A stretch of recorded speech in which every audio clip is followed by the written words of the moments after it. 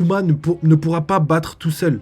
Comment il s'appelle, Saturne. Ça, c'est une certitude dans le sens où sinon, le fait de faire manger Luffy est inutile. Pourquoi faire manger Luffy pour qu'il reprenne des forces si Kuma a la puissance nécessaire pour battre Saturne? Donc nous, on va passer aux potentielles choses qui pourraient se passer dans One Piece actuellement. Alors, l'arc Egghead, d'après les informations qu'Oda nous a données récemment en plus, on serait à la moitié. Et que l'arc Egghead va se terminer en 2024. C'est les paroles d'Oda. Donc, normalement, c'est à la fin de l'année, on aura, enfin même peut-être avant, mais en tout cas à la fin de l'année, on aura terminé cet arc et on pourra attaquer un nouvel arc qui pourrait être, je sais pas moi, il y a Elbaf que tout le monde attend avec impatience, mais aussi Roadstar, le Red Poneglyph, l'homme à la brûlure, tu vois, il y a tout ça qui arrive avant Raftel. Et on pense sincèrement que c'est ce qui va se passer, mais on verra. Et ça se peut que tout change. Donc il y a plusieurs théories. Là, hier, on a regardé le Mon Corvo qui, eux, pensent qu'il y a une potentielle chance que la grande guerre finale du One Piece commence là, directement après Egghead, après la mort de Saturne. Même si mon sentiment actuellement, j'ai l'impression, mais après tout le monde est contre moi en ce moment, j'ai l'impression que Saturne ne va pas mourir, ne va pas se faire battre actuellement, et que ce sera le parallèle avec Kizaru. Kizaru qui était imbattable à Shabonji. Ça se pourrait que là, ce soit Saturne qui soit imbattable, mais à Egghead. Et que l'équipage soit obligé de fuir comme prévu, parce que c'est ce qui doit se passer. Ils sont pas censés se battre jusqu'à la mort. Ils sont censés fuir. Vegapunk, c'est sa mission. Luffy, c'est sa mission. Et on l'a très clairement vu que même Luffy n'a pas envie de se battre. Parce que contre Kizaru, le but, c'était juste de le faire perdre du temps. Il était là, il s'est amusé et tout. Il n'était pas sérieux, tu vois. Le moment où il est devenu sérieux, il a mis une patate et Kizaru était KO. Et du coup, je pense sincèrement que là, comment il s'appelle, Saturne pourrait être un ennemi imbattable pour l'instant. Pour l'instant, je dis bien pour l'instant. Parce que si Saturne est imbattable, déjà, ça nous donnerait un sentiment de peur pour la suite du manga. C'est-à-dire que là, on se dirait, mais wesh, il n'a pas réussi à battre Saturne, il a été obligé de fuir. Comment il va faire pour le battre alors que là il est déjà en Gear 5, il a déjà tout et tout. Et d'ailleurs je vous ai déjà parlé d'une autre théorie où Luffy potentiellement n'a pas atteint son level max au niveau de son fruit. Parce qu'il a son éveil, mais attendez, il y a un truc que j'arrête pas de dire à tout le monde, c'est que tout le monde, tous les Zoan qu'on connaît actuellement, vraiment tous, ils ont tous une forme hybride. Zoan mythologique ou pas Zoan mythologique. Mais j'ai l'impression que personne se pose la question de savoir est-ce que Luffy a une forme hybride. J'ai l'impression que tout le monde trouve ça normal que Luffy n'ait pas de forme hybride. Et moi, ça me rend fou. Je me dis, mais comment ça se fait que... Normalement, c'est un truc qu'on devrait direct voir. Tout le monde se dirait, wesh, tout le monde a une forme hybride, sauf Luffy, tu vois. Et en plus de ça, on a Chopper qui, lui, a des dizaines, enfin, je dirais pas dizaines, je crois qu'il en a 6 ou 7 formes différentes hybrides, entre guillemets, grâce à sa Rumble Ball. Et que lui aussi possède le Hito Hito. Donc c'est bizarre, tu vois. Donc il a un Hito Hito comme Luffy, et lui il en a plein, et Luffy il en a qu'une. Donc il y a quelque chose derrière qui devrait... Il y a un mystère quand même derrière tout ça. Donc voilà. Voilà pour cette théorie envers Saturne, etc. C'est mon avis pour l'instant. On verra à la fin de l'arc si ça se valide ou si ça s'invalide. On verra bien. Pour l'instant, on est à peu près sûr de rien, malheureusement. Du coup, parlons de Kuma et le retour de Kuma. Donc on a vu dans les derniers chapitres que Kuma revient, mais une patate à Saturne. Mais est-ce que Kuma a le pouvoir de battre Saturne? Je pense pas. Kuma, il était level Shichibukai, mais en vrai, il était bien plus fort qu'un simple Shichibukai. Un peu à l'instar de Mihawk, qui a pas juste le level Shichibukai, sinon ce serait incohérent. Surtout pour Zoro, tu vois. Si Zoro, là, tout de suite, il est premier commandant, Mihawk, forcément, est soit premier commandant, soit intermédiaire, soit empereur. Soit bien plus fort, parce que on avance dans le manga, Zoro, son rêve, c'est d'être le meilleur sabreur du monde, et pour être le meilleur sabreur du monde, il faut réussir à le battre. Et si là, tout de suite, il a déjà les compétences pour le battre, à quoi ça sert de devenir plus fort alors que son rêve est déjà réalisé? Donc à voir avec ça, on verra bien. Et il y a pas mal de choses dont je me pose la question, mais pour moi, clairement, Kuma, autodestruction, peut-être il revient à la vie, comme on l'a dit tout à l'heure, je l'espère, mais pas sûr. Saturne, Lui, Saturne, il y a moyen qu'il soit pas battable. Parce que regardez juste la construction, j'arrête pas de le dire à tout le monde. Il est immortel comme Big Mom et Kaido. Quand on voit la construction du personnage de Kaido et de Big Mom, on voit très bien qu'ils sont apparus comme des êtres invincibles, avec des pouvoirs colossaux, qu'ils étaient vraiment d'un autre level et personne ne doutait de leur level. Et là, pour justement, comment il s'appelle, Saturne, c'est la même construction, c'est-à-dire qu'il arrive, et en plus, il paraissait immortel. Genre Kaido, rappelez-vous, il arrive, il est là en mode, on l'a planté 46 fois, on l'a pendu, il a été capturé par la marine, on a tout fait pour essayer de le tuer, et personne n'a réussi à le tuer. Ce qui est vrai, tu vois. Et au final, du coup, vu que il a pas été tué, entre guillemets, logiquement, euh, le fait qu'il soit un petit peu immortel comme Big Mom et Saturne montre un petit peu la construction des personnages ultra puissants de l'œuvre. Donc on a, comme j'ai dit, on a Kaido et Big Mom, et eux, ils avaient tous les deux des résistances vraiment colossales. Ils avaient vraiment une peau résistante de ouf. On peut pas trancher quelqu'un, on peut pas trancher Kaido si on n'a pas la force nécessaire pour le trancher. Ensuite, on a quoi? On a Big Mom, qui est pareil, et Saturne est exactement la même chose. On peut le trancher, on peut le pénétrer avec une lame, mais le résultat est le même dans le sens où il est, on dirait, immortel. Je sais pas si son sang s'évapore ou si il guérit, mais Saturne lui-même l'a dit, j'aurais pu esquiver facilement cette attaque, mais vu qu'elle n'est pas dangereuse pour moi, je la flemme, quoi, flemme de l'esquiver. Donc pour moi, la construction des empereurs et de Saturne se ressemble étroitement. En plus, il y a une nouvelle mécanique qui a été mise en place, c'est le type invocation et le type démoniaque. Quelque chose qu'on n'avait jamais vu dans One Piece. Donc, on a un cercle d'invocation, donc on ne sait pas si c'est lié, en plus avec un chiffre 5, donc on ne sait pas si c'est lié au Gorosei, ou si c'est lié peut-être à Im-sama, peut-être c'est le pouvoir de Im-sama et qu'elle a un pouvoir de genre d'invocation démoniaque à distance, peut-être, on ne sait pas, ou si c'est vraiment lié à Saturne. En plus, avec le numéro, ça correspondrait parfaitement, vu que Saturne, premier convoi, numéro 5, et peut-être la hiérarchie des démons qu'il y a au sein du gouvernement mondial, et aussi le côté, ce qui renforce ma théorie sur le fait que Saturne ne pourrait pas tomber la Egghead, c'est le fait que il y a quand même un espèce de... Comme j'ai dit, conseil de 5 étoiles, donc ils sont 5. Le fait qu'ils soient plus que 4 pour le reste du manga, ce serait un petit peu bizarre.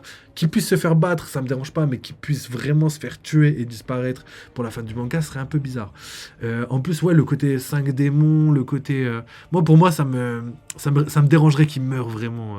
à être surtout par une bombe de destruction qu'il a entre guillemets conçue avec Vegapunk, tu vois. Ce serait bizarre qu'il se fasse tuer par sa propre arme, tu vois. Ce serait bien d'un côté pour le côté scénario et tout, genre retour à l'envoyeur, mais quand même, moi ça me dérangerait un petit peu, hein. Moi je préférais sincèrement que Saturne puisse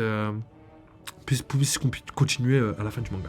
Donc retournons sur la partie, qu'est-ce qui va se passer dans le futur de Egg. Et donc dans les prochains chapitres, les probabilités veulent qu'il y ait un grand combat, entre guillemets, puisse retentir. On a donc compris que Luffy reprenait des forces, donc va sûrement reprendre le combat.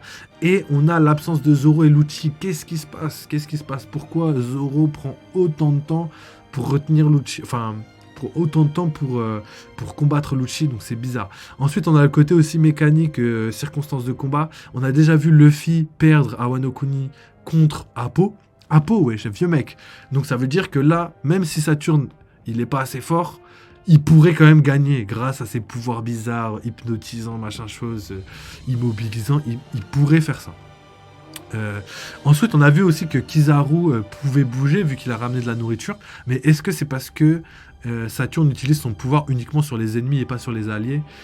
Ça pourrait être le cas. Hein. Ça pourrait être le cas. Hein. On verra bien de toute façon. Et sinon, niveau scénaristique, on a Bonnie qui doit être sauvé par Nika. Donc ça, on l'a déjà dit. Toute sa vie, Bonnie parle de Nika avec... Kuma, c'est leur rêve de se faire sauver par Nika. Donc forcément, personnellement, je trouve que Nika devrait sauver Bonnie. D'ailleurs, là, Bonnie, elle est au courant de l'existence de Luffy enfin de Nika à travers Luffy, parce qu'elle l'a vu dans les souvenirs de son père.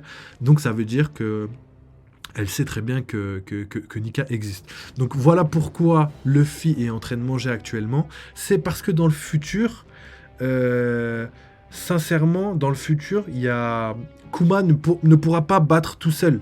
Comment il s'appelle, Saturne. Ça, c'est une certitude dans le sens où sinon, le fait de faire manger Luffy est inutile. Pourquoi faire manger Luffy pour qu'il reprenne des forces si Kuma a la puissance nécessaire pour battre Saturne.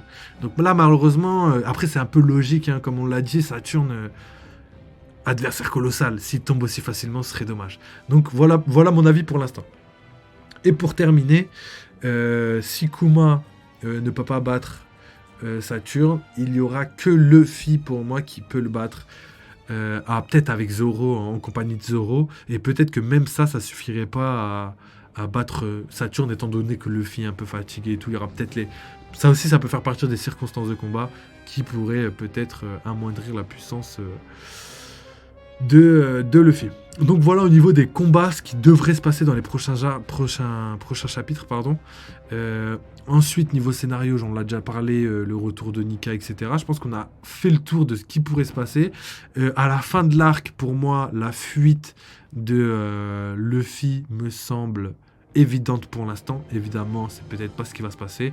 Et comme l'a dit Goji tout à l'heure, même on l'a déjà dit il y a des semaines et des semaines, le robot géant, s'il a été éveillé récemment grâce à l'énergie de Luffy, il devrait pouvoir facilement transporter les Mugiwara et les autres, vu que le Vega Force One de Vegapunk, lui, a été détruit.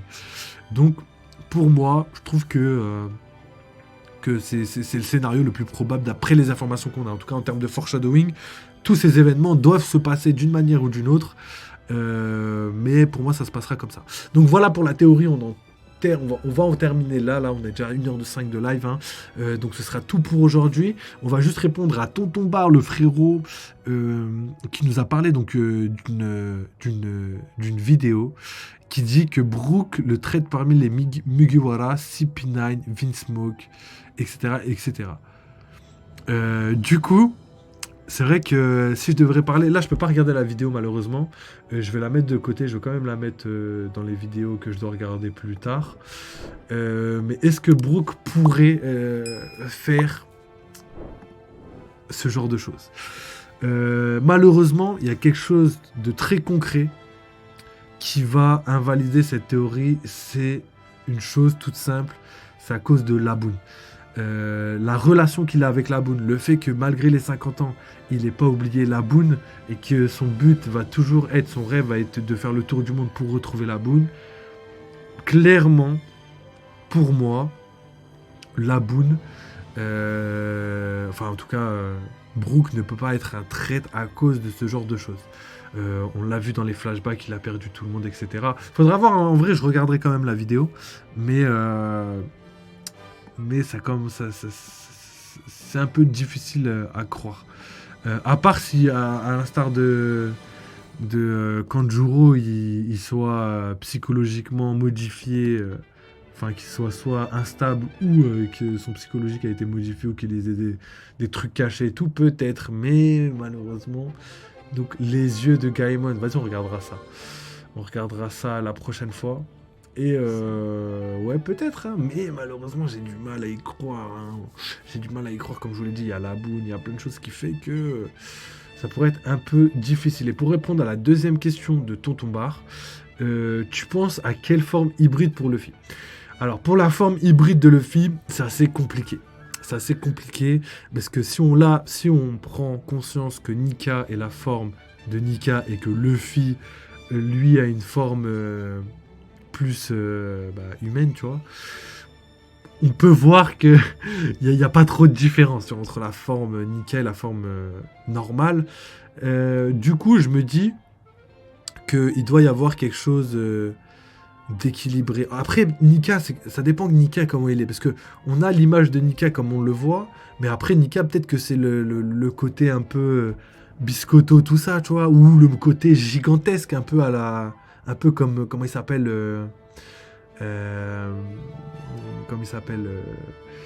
comme les géants, quoi, comme Enfin, je sais pas, mais ouais, comme les boucaniers à l'époque, comme Kuma, tu vois, peut-être que Nika, il avait un lien avec les boucaniers, je sais pas du tout, mais comme Barbe Blanche ou quoi, tu vois, et peut-être qu'en fait, son côté hybride, ce serait un côté, je sais pas, tu vois, moi, je verrais bien mi-blanc, mi-noir, ses cheveux, avec peut-être les cheveux plus longs que d'habitude, parce que dans les mangas, en général, avoir des cheveux plus longs veut dire être plus puissant, tu vois. Ça a toujours été comme ça. Ça a été, enfin, c'est une petite ref au manga, comme DBZ où ses cheveux poussent quand il devient Super Saiyan 3. Et ben moi je pense qu'il pourrait avoir les cheveux un peu plus longs en arrière, moitié blanc, moitié noir. Comme ça il serait pas tout blanc comme Nika, mais il serait blanc et noir comme le yin et le yang. Comme si c'était l'équilibre du monde et que il est pas tout à fait gentil, mais il est pas non plus méchant non plus. Tu vois, il est quelqu'un d'équilibré psychologiquement, on va dire ça. Et pour moi, il pourrait être taille Big Mom, taille Kaido, tu vois, en mode hybride, tu vois. Et j'espère que ça pourrait être stylé. Après, avec un bon cara design, si on fait confiance à Oda, je pense qu'il pourrait ne pas nous décevoir. Mais ouais, je verrais bien un Luffy un peu plus baraque, un peu plus imposant, tu vois. Et un petit côté démoniaque, parce que n'oublions pas, il y a aussi le côté démoniaque de l'équipage. Si on regarde Zoro qui veut être le roi des enfers, et qu'il y arrive très très bien, là, avec ses yeux rouges et son bandana, là, ça lui va très très bien. On a aussi Robin qui est en mode démoniaque en ce moment, Sanji qui est enflammé, la jambe d'Ifrit, tout ça, donc côté démoniaque aussi. On a qui d'autre? On a Chopper qui ressemble à un monstre, on a Franky qui ressemble à Terminator, là, quand il est en mode... en mode je sais pas, en mode de peau enlevée, tu vois, en mode de ferraille, là. Il ressemble à Terminator. On a qui d'autre? On a... je sais même pas qui il y a d'autres où on a des informations concrètes. Sanji, après, ouais, Jinbei, ouais, ça pourrait être ouais, c'est un requin-baleine, donc ça pourrait être un requin en mode sombre, tu vois, peut-être, je sais pas du tout. Et pour les autres, je pense que ça va se confirmer petit à petit. D'ailleurs, Nami, il y a le côté éclair, le côté Zeus, tout ça là, qui pourrait être vraiment démoniaque, tu vois. Donc, je pense qu'à un moment de l'histoire, tout ça va être utilisé et que les pirates qui vont voir, ou peut-être même le gouvernement mondial qui vont voir les Mugiwara, vont avoir l'impression que c'est tous des démons sortis de nulle part parce que leur cara design et leur pouvoir font en sorte qu'ils ressemblent à des démons. Et ça m'étonnerait pas. Vraiment, je la vois très très bien la scène où tous les Mugiwara ils se relèvent après un gros combat et ils sont tous en mode transformation et qu'ils soient tous en mode ils vont marcher vers l'ennemi en mode yeux rouges, en mode démoniaque et tout. Et on a déjà eu une petite bribe de ça sur, rappelez-vous, à Punk Hazard, quand ils n'avaient pas d'habits, ils avaient froid, ils avaient traversé le lac à la nage. Et à la fin, tu les vois, ils sont tous en mode vénère. Il y avait Robin, Zoro, Usopp et Luffy. Et ils étaient tous en mode vénère. Et ils regardaient les gens avec des manteaux et tout. Et ils faisaient tout pour leur piquer leur manteau. Donc c'était une petite bribe. En tout cas, comment dirais-je, les sentiments et tout, tu vois, ouais, la vibe qu'il y avait dans ce chapitre à ce moment-là, même dans l'épisode, c'est la vibe que je vois, tu vois. Ce sera juste un moment où ils auront vraiment l'air démoniaques, trop stylés, tu vois. Oh là là, dans l'animé, ça va être tellement magnifique, j'ai tellement hâte. Équipage mi-ange, mi-démon. Bah, en vrai, c'est ça, hein. Pour moi, en fait, c'est mi-ange, mi-démon, mais pas en même temps. Je dirais que quand nous, on les connaît en tant que lecteurs, tout le long de l'histoire, ils vont être en mode ange, tu vois, on va dire. C'est des gens bons, ils font les choses bien, ils sont généreux, ils ont que des qualités, etc. Mais le mode démon de l'équipage de Luffy, pour moi, c'est le mode hardcore. Par exemple, tu vois, quand on était comment il s'appelle, à Thriller Bark, tout l'équipage était réuni pour pouvoir abattre Oz. Tout le monde était là. D'ailleurs, ça, j'espère que ça va se reproduire à la fin du manga avec quelqu'un de vraiment tellement puissant que tout l'équipage doit se battre ensemble pour le battre. Donc ça m'étonnerait pas. Et du coup, quand on se rappelle de ça, on voit... C'est même rare de voir tout l'équipage se battre côte à côte. C'est tellement rare, je crois, on l'a jamais vu autre part qu'à Thriller Bark contre Oz. Et du coup, je me dis, peut-être que justement... c'est ce moment-là, enfin, c'est à peu près la vibe de ce moment-là qui va être retranscrit pendant la grande guerre finale et où on va voir justement tout l'équipage se battre côte à côte et ensemble pour abattre un démon, je sais pas, peut-être Imsama, ouais. Je pense que c'est peut-être ça. Peut-être qu'en fait, Barbe Noire, c'est le 1v1 de Luffy pour la fin du manga, et que Im-sama, c'est le Oz. C'est un peu le Oz, c'est le démon où il faudra être plusieurs pour l'abattre tellement il est puissant. Peut-être c'est ça. Ou le contraire, je sais pas, peut-être que c'est Barbe Noire où il faudra beaucoup de monde pour le battre. Parce qu'après, si on prend les parallèles, on sait que Garp et Roger se sont battus contre Xebec. Donc ils étaient 2 contre Xebec. Je sais pas les gars, on verra en vrai. Là, l'avenir du manga nous réserve énormément de choses. En mode Avenger, ouais c'est ça, c'est vraiment ça. En mode Avenger, ils arrivent tous comme ça, en mode vraiment légendaire, tout l'équipage ensemble. Franchement, pour moi, ce serait une des meilleures fins. Parce que justement, ils seraient tous côte à côte. Ils seraient tous ensemble. Et en mode, ils s'entraideraient, tu vois. Tu vois, par exemple, Luffy et Ace, quand ils se battaient à Marineford, c'était légendaire. Il y avait une compréhension directe dans le combat.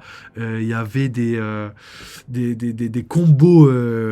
D'ailleurs, on n'en voit plus beaucoup des combos entre personnages d'équipage, tu vois. Et du coup, ça, je pense que ça va arriver à la fin du manga. Et on aura donc des combats en duo, en triple, des attaques triples, des attaques doubles et tout. Un peu comme Big Mom et Kaido quand il leur envoie la grosse technique là que Zoro a tanké pendant quelques secondes.